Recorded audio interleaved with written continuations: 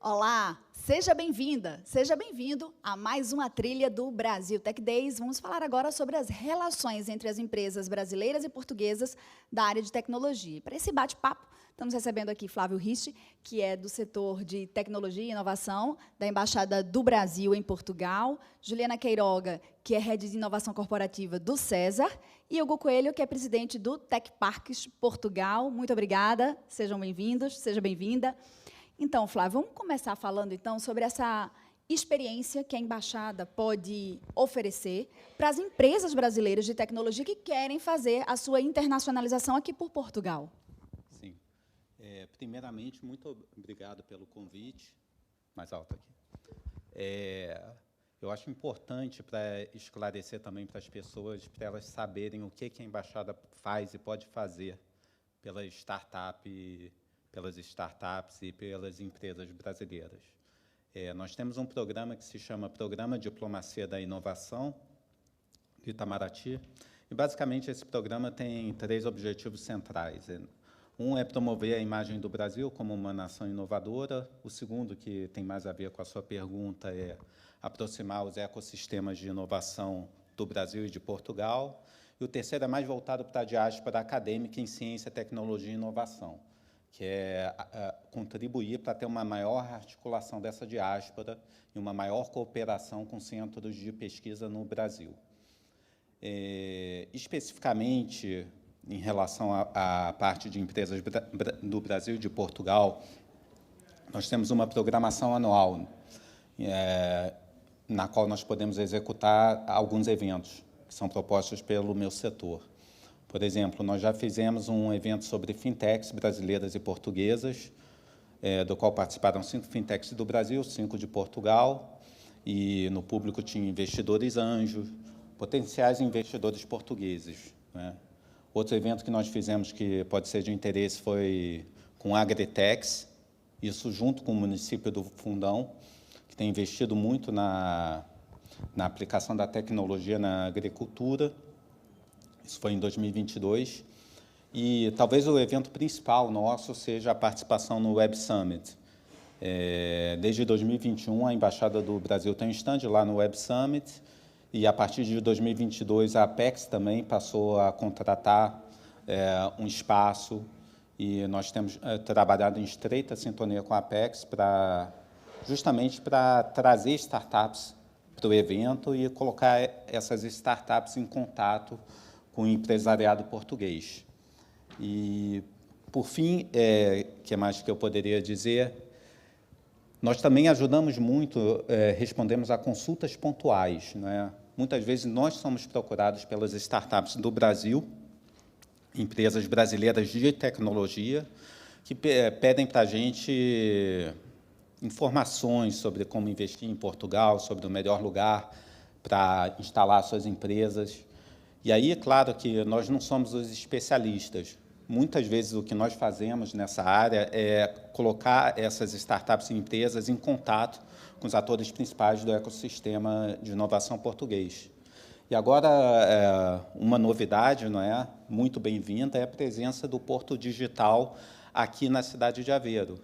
Nós temos trabalhado desde o início em estreita cooperação com o Porto Digital, e a ideia principal é que nós damos apoio institucional ao escritório do Porto Digital aqui em Aveiro, e a ideia agora é começar a colocar em contato essas empresas que vêm nos consultar com o Porto Digital, para que o Porto Digital possa auxiliar essas empresas, para elas conhecerem melhor o mercado português, para elas conseguirem se instalar adequadamente, fazer o soft landing. Eu acho que é basicamente isso para uma primeira rodada.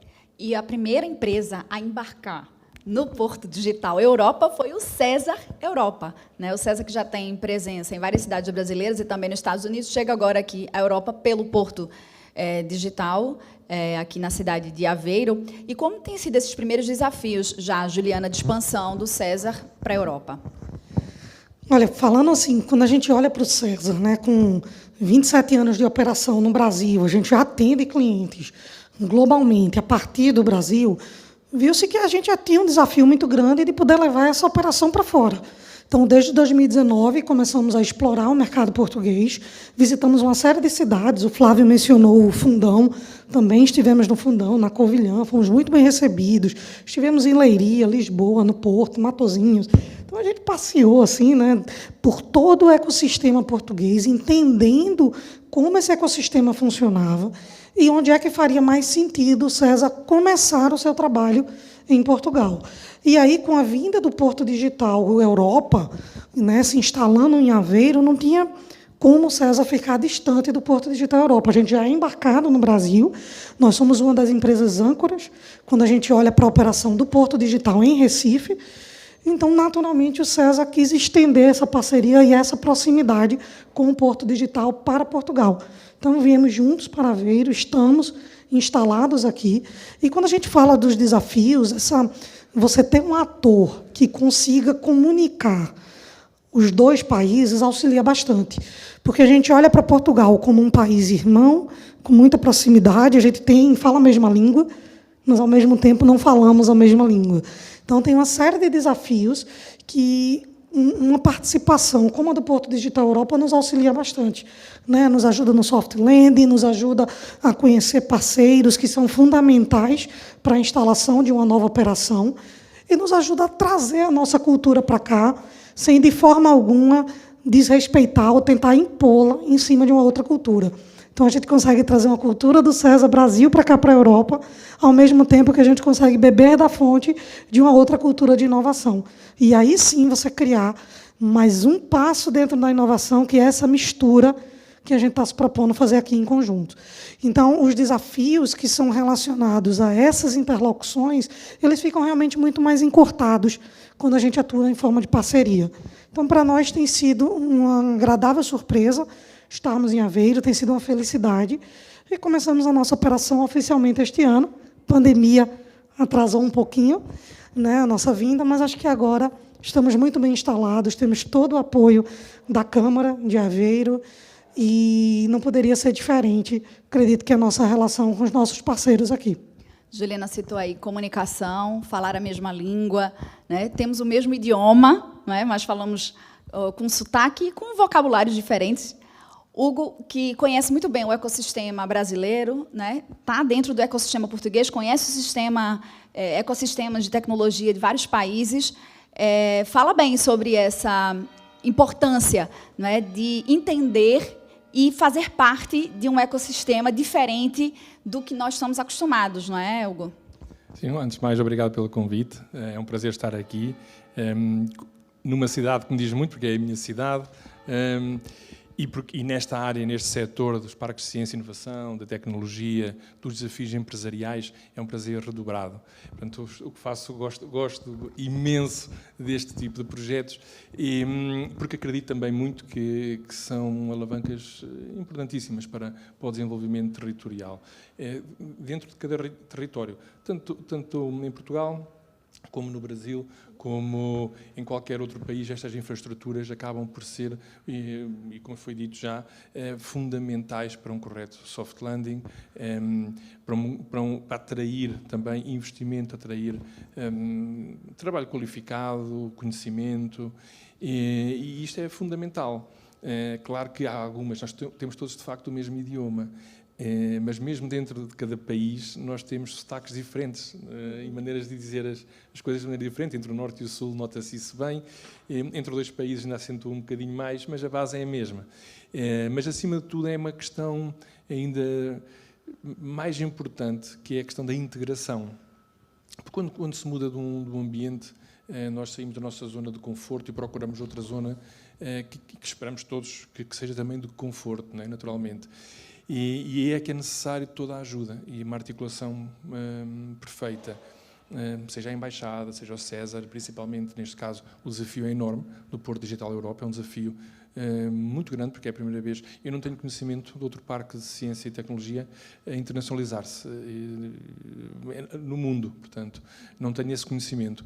É um caso que eu gostava muito que fosse um caso de sucesso e que fosse promovido por todos os 4 cantos do mundo, porque aqui mostra muito mais, é muito acima da tecnologia, da ciência, da inovação, toca às pessoas, toca 2 países que são irmãos, são quase culturalmente são muito próximos, e isto é extremamente importante até neste momento em que nós assistimos à mudança de hábitos, há uma necessidade de nós cá na Europa, em Portugal, termos necessidade de trabalho qualificado, know-how de empresas capacitadas, tecnologia, e no Brasil, como tem muito trabalho qualificado, muito know-how, muita tecnologia, muitas empresas, e esta partilha aqui, se for bilateral, excelente, porque a tecnologia é algo que hoje, neste mundo global que vivemos, acaba por ser muito transversal, todos sabemos se aparece algo novo num determinado local,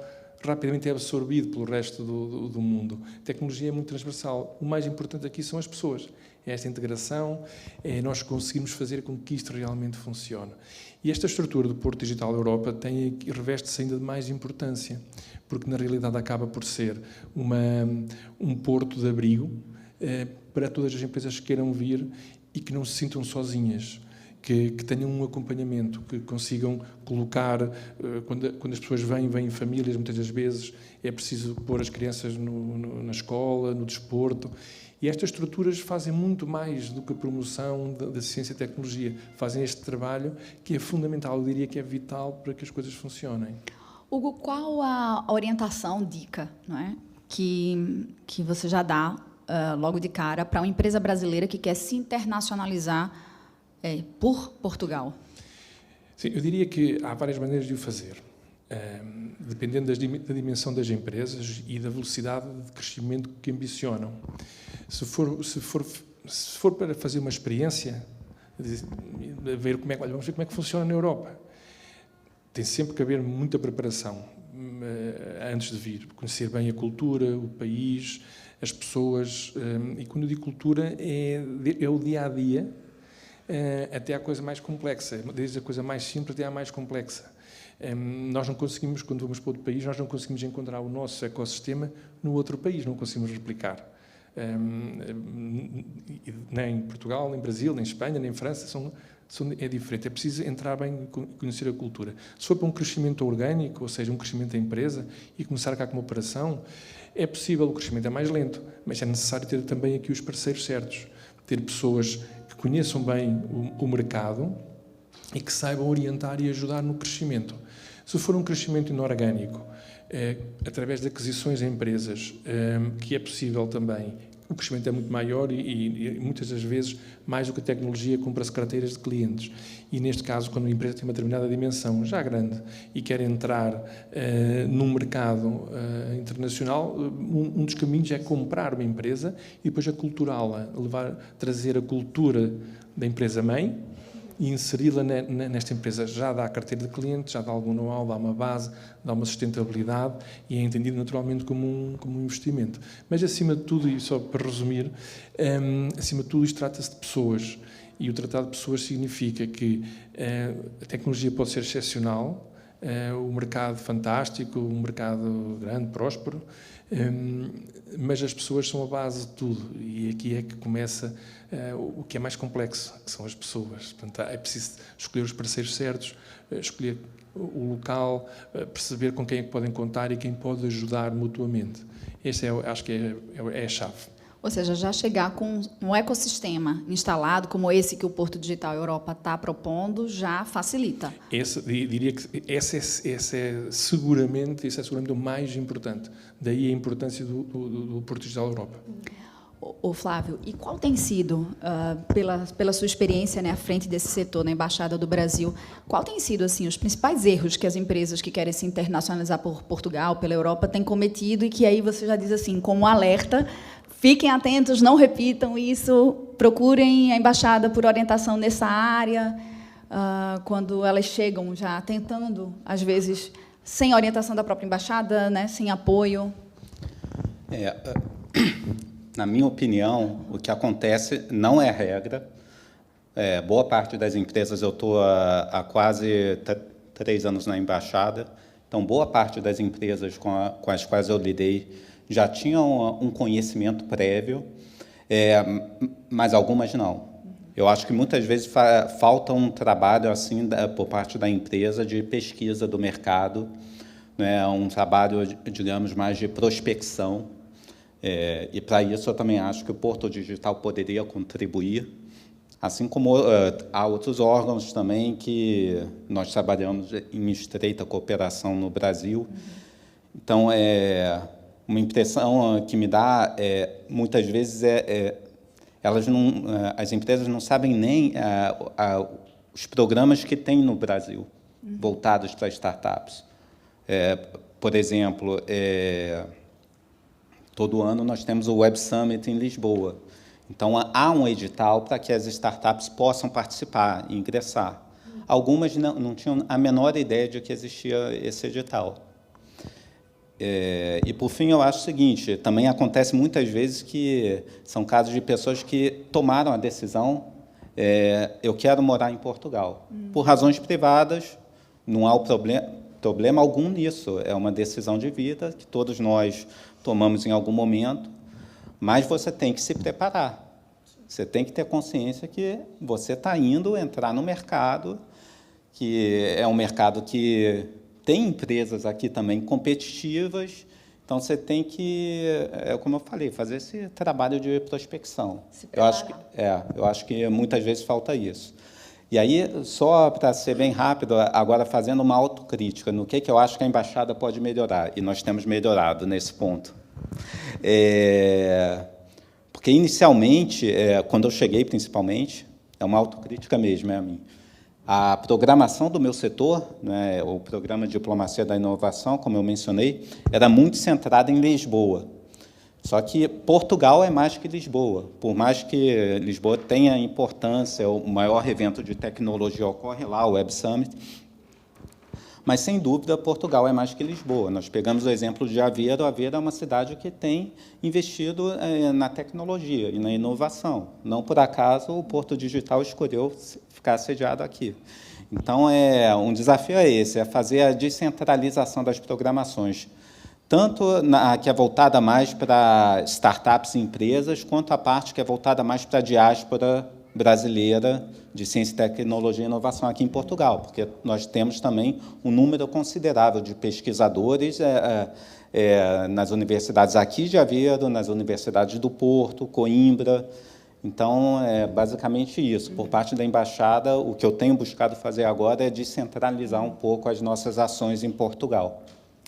Ô, Juliana, como head de inovação corporativa, qual a importância para as empresas, até de médio porte, né, do Brasil, de fazer essa internacionalização pensando nesse primeiro público, que é o público interno dos seus próprios funcionários? Veja, quando a gente fala de inovação, a gente precisa entender que a inovação ela deve acontecer muito de uma forma distribuída. E ela vai acontecer em diversos países, em diversas organizações, de formas distintas e semelhantes. Então, os desafios que você enfrenta dentro de casa, dentro da sua empresa, com os seus colaboradores, às vezes não vai diferir muito do que o Hugo vai enfrentar aqui em Portugal.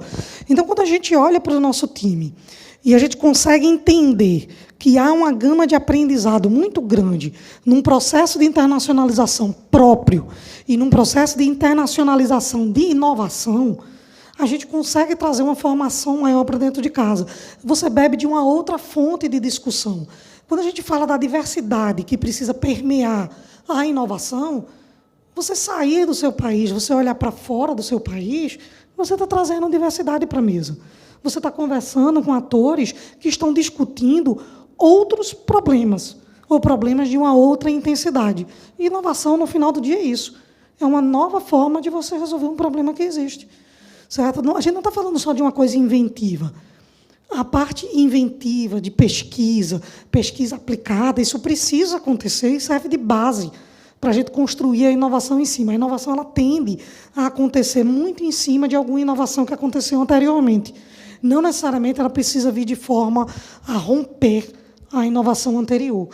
Então, quando eu olho para o nosso time, imagina uma possibilidade de você ter uma empresa sediada em países distintos e o seu time poder se comunicar com pessoas de outro país. O seu time poder fazer programas de inovação noutra cidade. Então, um colaborador sair do Brasil, passar 3 meses fazendo um programa de inovação aqui, atendendo um outro cliente que tem uma operação em Portugal, na França, na Bélgica. Tudo isso estimula você sair do padrão tradicional que você tem pensado em inovação, que inovação é um processo. E chega um momento que o risco que você tem de se acostumar com um processo que você está aplicando no dia a dia. E aí você corre o risco de limitar o que você está fazendo de inovação. Então, na hora que você quebra um pouco esse paradigma, sai da caixa e traz o seu time com você, você se permite a explorar e criar muito mais. E aí, quando você faz isso, pensando em ecossistemas, nessa interação e interconectividade, a tendência é o céu é o limite. Você não tem uma única nação discutindo como resolver um grande problema. Você tem várias pensando em conjunto e com suas melhores mentes. Todo mundo gosta de acreditar que tem os melhores talentos dentro de casa. É natural. Eu quero achar que as melhores pessoas trabalham comigo. Mas o mundo é muito grande. A gente tem pessoas fantásticas em diversas posições, em partes distintas do mundo. Quanto mais a gente encurta essa distância e mais a gente consegue colocar essas pessoas para discutirem juntas, mais a gente contribui para o mundo que a gente está inserido. E como é que o César tem se colocado nessa visão de César Europa? Porque não é a primeira internacionalização. Primeiro foi para os Estados Unidos, mas agora foi para um país, né? Agora está indo para um continente. Como é que o César tem se colocado? Para o César, a gente olhou muito isso. A gente pensou que era preciso, para a nossa própria barra de inovação, a gente queria discutir outros projetos de inovação. A gente queria se desafiar. A gente queria contribuir e aprender com outras nações a trabalhar e discutir inovação. A gente já faz isso do Brasil. Para o César, a internacionalização em si, ela parece uma novidade para algumas pessoas olhando de fora, mas não é. A gente sempre trabalhou de forma muito distribuída geograficamente. Eu tenho colaboradores hoje em mais de 90 cidades no mundo. Eu já tenho colaboradores do César em Portugal. Antes mesmo do César Europa abrir, eu já tinha colaboradores do César por aqui. Mas o movimento de ter um outro escritório do César olhando para um continente é nesse sentido. É da gente estar numa outra mesa, discutindo outra inovação, aprendendo com isso e também levando para dentro de casa. Então, é criar a inovação dentro de contextos diferentes. Então, esse é o papel que a gente se coloca e a gente quer puxar a barra de inovação do César e do Brasil cada vez mais alto. E, para isso, a gente está trabalhando de forma integrada e de forma a contribuir dentro desses atores do meio de inovação no mundo. Hugo, como é que as empresas brasileiras podem contribuir com esse ecossistema português e como é que as empresas portuguesas podem contribuir com o ecossistema brasileiro?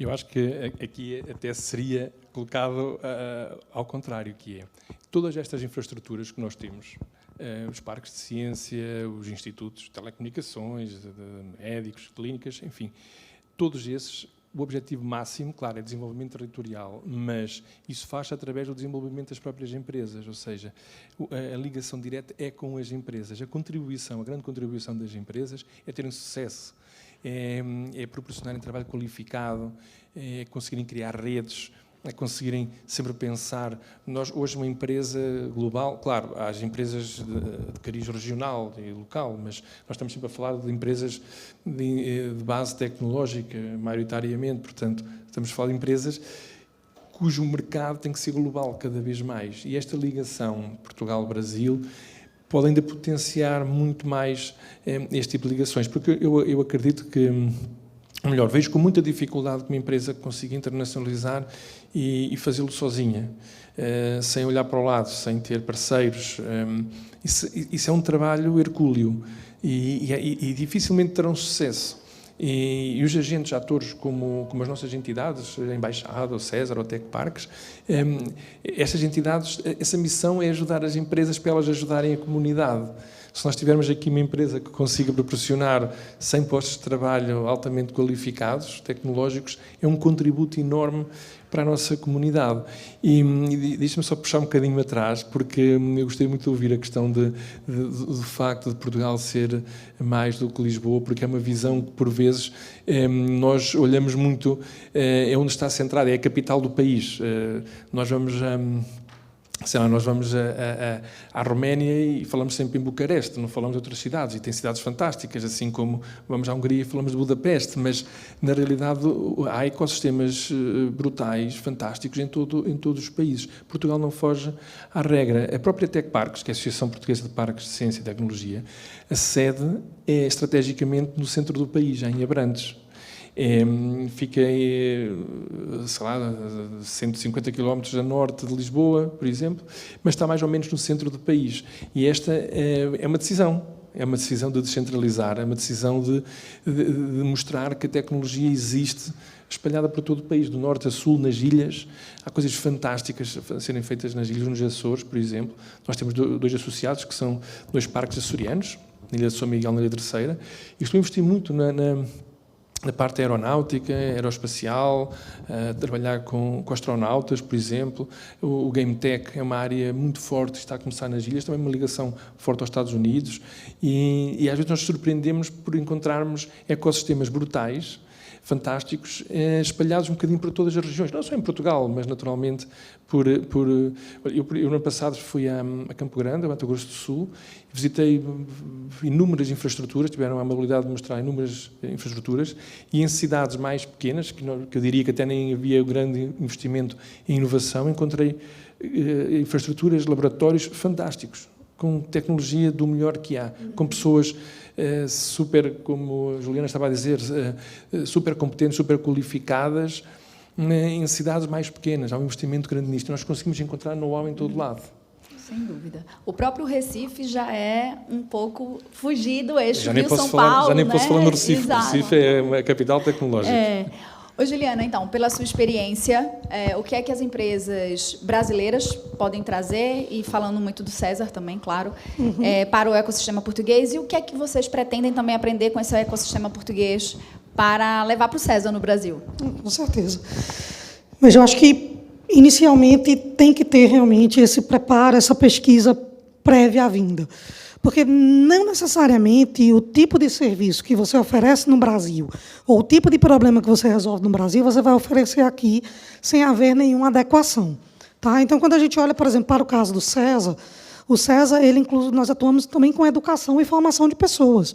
Então, isso também é algo que nós vamos fazer em Portugal, mas a gente vai começar fazendo isso em parceria com universidades, em parceria com outras escolas de inovação, trazendo o nosso conhecimento técnico para complementar e acelerar a formação dessas pessoas aqui.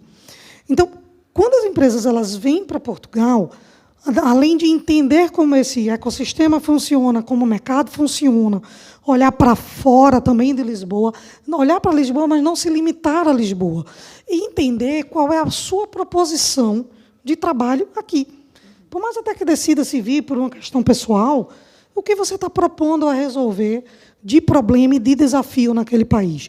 Por exemplo, qual é o estágio de transformação digital que você vai encontrar em algumas cidades em Portugal? Como é que você pode contribuir com isso? Qual é a quantidade de recursos e de editais que você pode se utilizar para contribuir e acelerar o seu processo aqui? Porque, como o Hugo mencionou, né, formas de venda, você pode adquirir uma empresa, você pode abrir uma empresa nova, você pode trazer uma filial, você pode fazer uma parceria. Existem vários caminhos. E também existe uma série de parceiros que apoiam essas vindas. Tanto parceiros brasileiros, quanto parceiros portugueses e europeus, que você pode se beneficiar. E aí, quando a gente olha para o César, e nessa contribuição, a gente entende que a gente tem muito a contribuir pelo nosso nível de expertise e de especialidade quando a gente olha para a tecnologia e para o design. O design enquanto solução de problemas, enquanto uma forma, uma abordagem para solucionar problemas. Então, a gente entende que parte grande do nosso capital intelectual será muito bem-vindo a Portugal, para poder também acelerar outros processos de transformação. E, certamente, teremos uma gama né, de conhecimento daqui que a gente pretende adquirir e levar com um aprendizado para os nossos clientes no Brasil e em outras partes do mundo também. Flávio, mantendo essa linha de pergunta, o que é que as empresas brasileiras podem aprender com as empresas portuguesas, com o ecossistema português, e o que é que nós podemos apresentar também ao ecossistema português, às empresas portuguesas? Quanto ao que nós podemos apresentar, eu sei que pode soar como um clichê, mas o que eu posso dizer? É muito verdadeiro. Nós somos muito criativos em... Com licença. Não, é para botar aqui. Criativos em todas as áreas do conhecimento.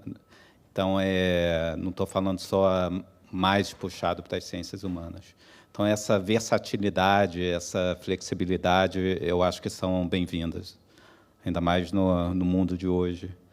E o que nós podemos aprender, se eu fosse uma empresa se eu tivesse uma startup que estivesse num processo de internacionalização, mas que pensasse também, eu quero continuar no Brasil, eu estou me internacionalizando, mas minha sede principal está lá no Brasil.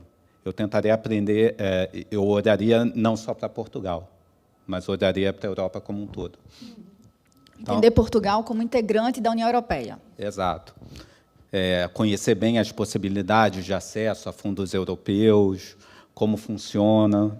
Eu tentaria olhar também para essa parte.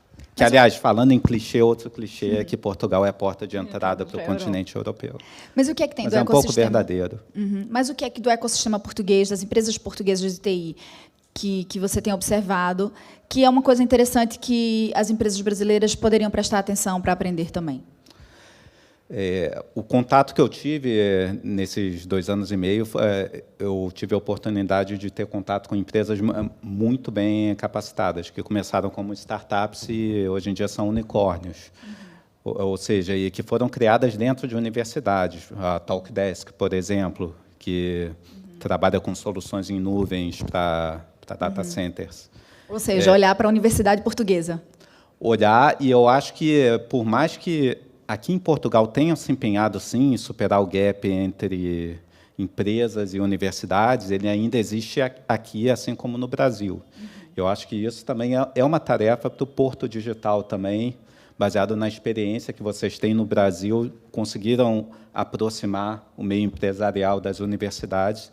Eu acho que aqui vocês também teriam uma excelente contribuição a dar. É sempre um tema que gera muito debate, muita conversa, essa integração, o que aprender, né? o que doar, o que ensinar entre os ecossistemas. Mas eu gostaria de agradecer muito a participação de vocês, Hugo, Juliana, Flávio, muito obrigada. Obrigado. Pela participação, pelos insights aqui, para quem está assistindo a gente. Fique ligado a outros vídeos aqui na nossa trilha do Brasil Tech Days. Acompanhe também. Até a próxima.